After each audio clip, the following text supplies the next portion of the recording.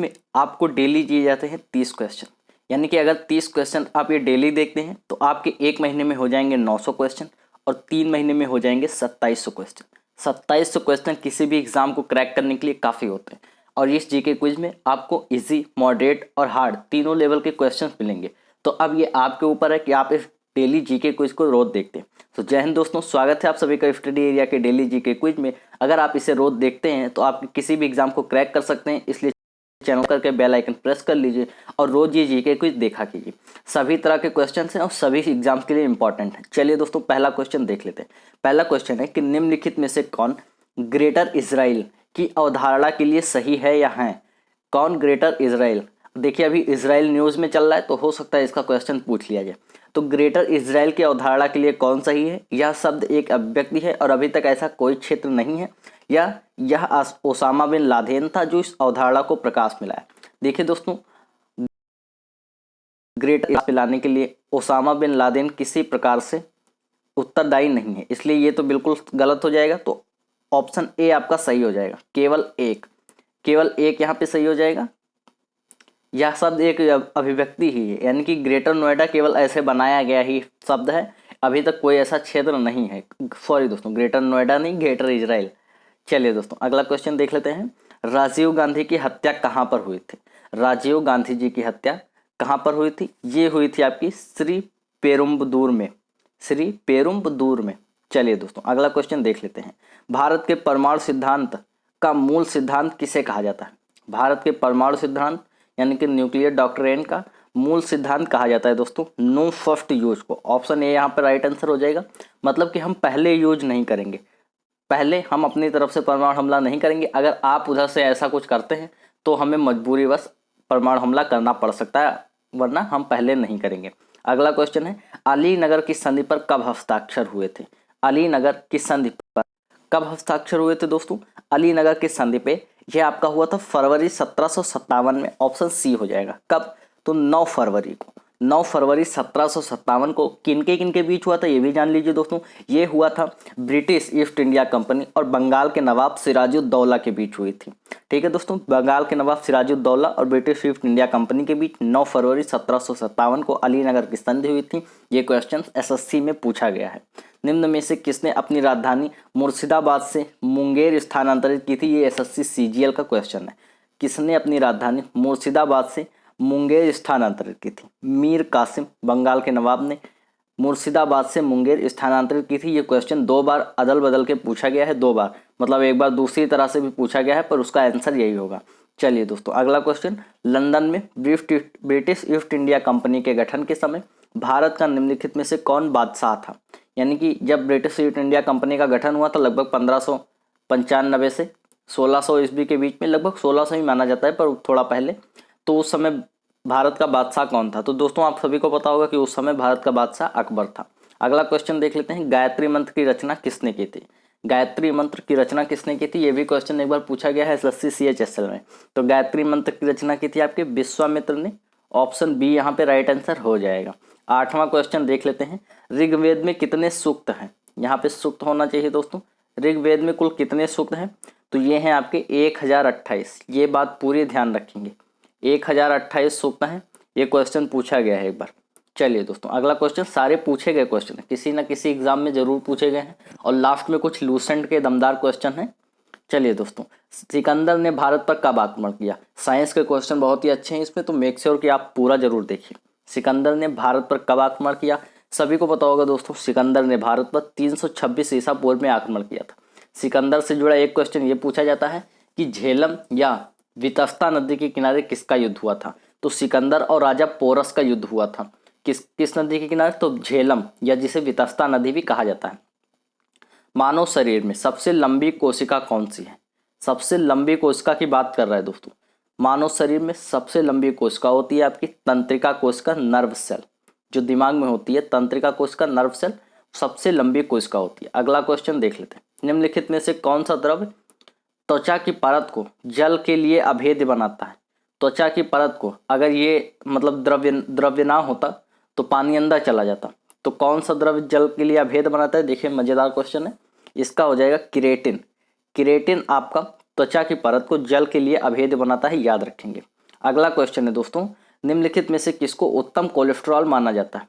किसको उत्तम कोलेस्ट्रॉल माना जाता है, मतलब गुड कोलेस्ट्रॉल किससे माना जाता है? तो ये माना जाता है आपका 12वें का CHDL को, याद रखेंगे दोस्तों, इसे उत्तम कोलेस्ट्रॉल माना जाता है। चलिए अगला क्वेश्चन देख लेते हैं, किसने पाटलिपुत्र को पोलीब्रोथा कहा?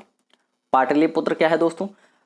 पाटलिपुत्र के बारे में जान लीजिए कि सर्वप्रथम उदयन ने पाटलिपुत्र को अपनी राजधानी बनाया था। और यहाँ पे क्वेश्चन है कि किसने पाटलिपुत्र को पोलीब्रोथा कहा है? तो आपके मेगास्थनीज ने कहा है। मेगास्थनीज की पुस्तिका क्या है दोस्तों? तो पुस्तिका का नाम है इंडिका। ये बात भी ध्यान रखेंगे। कई सारे क्वेश्चन, जितने फैक्ट हो सकते हैं, जितने ज़्यादा क्वेश्चन हो सकते हैं, आपको बताते चलता हूँ।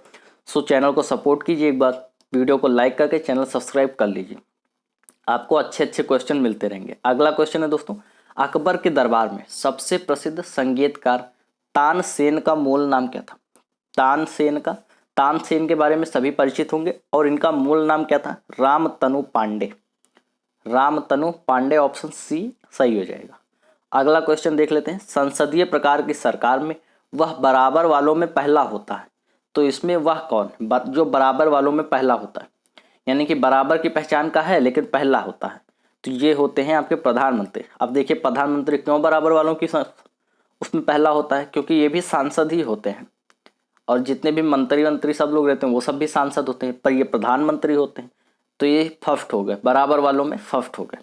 अगला क्वेश्चन है, मनुष्य की लार में पाया जाने वाला एंजाइम कौन सा है? 16वें का आंसर क्या हो जाएगा? आप सभी को पता होगा दोस्तों, इस क्वेश्चन का आंसर हो जाएगा सी। कौन सा एंजाइम है? एमिलेज। चलिए दोस्तों अगला क्वेश्चन हो जाता है, अगर आपको वीडियो देर लग रही हो तो आप 1.5x पे करके देख लीजिए, 3 डॉट पे क्लिक कीजिए और ड्यूरेशन को 1.5x पे कर लीजिए, वीडियो थोड़ा फास्ट दिखेगी और जल्दी ख़त्म भी हो जाएगी। मनुष्य मानव त्वचा का रंग किससे बनता है?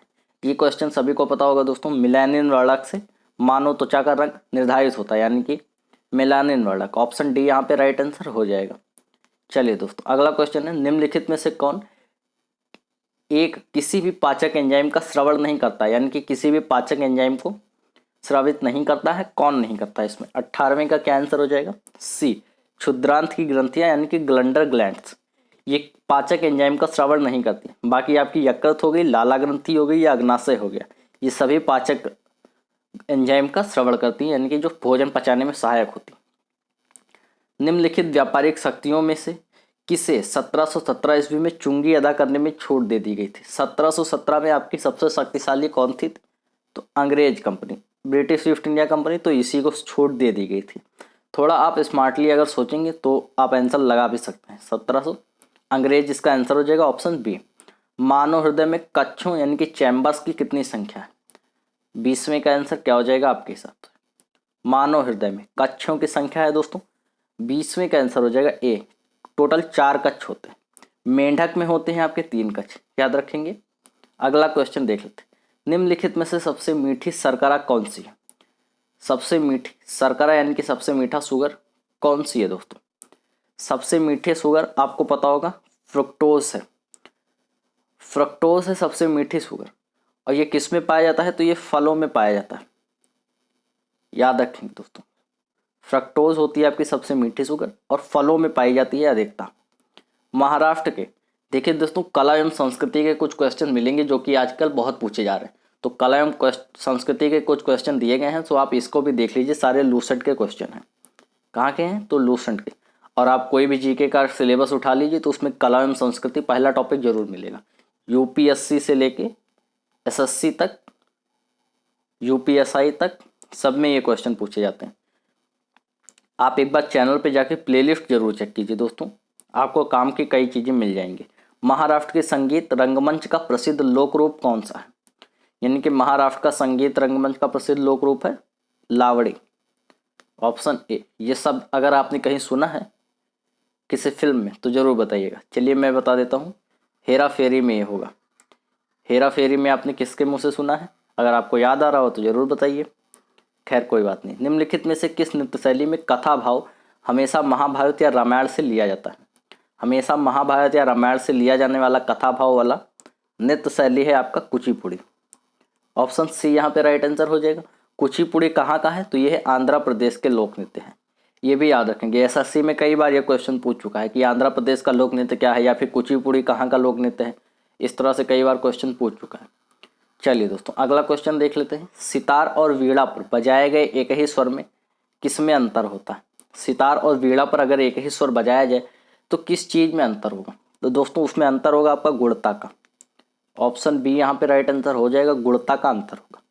चलिए दोस्तों अगला क्वेश्चन देख लेते हैं। निम्नोक्त में से कौन हिंदुस्तानी शास्त्रीय वाक संगीत में सुविख्यात है। हिंदुस्तानी शास्त्रीय वाक संगीत में कौन सुविख्यात है। ये हैं आपकी MS सुब्बालक्ष्मी। ऑप्शन बी यहाँ राइट आंसर हो जाएगा। आपको दिख रहा होगा, मुझे आशा है। मैं PDF अच्छा बनाने की कोशिश करता हूँ, पर अभी नया नया हूँ तो थोड़ा दिक्कत हो जाता है।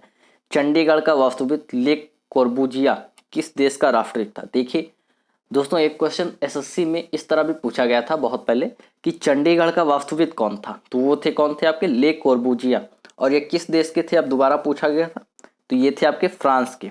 कहाँ के तो दोस्तों फ्रांस के थे ले कोर्बुजिया, चंडीगढ़ के वास्तुविद थे। यानी कि चंडीगढ़ का डिजाइन इन्होंने बनाया था। याद रखेंगे। अगला क्वेश्चन, निम्नलिखित में से प्रसिद्ध वायलिन वादक कौन है।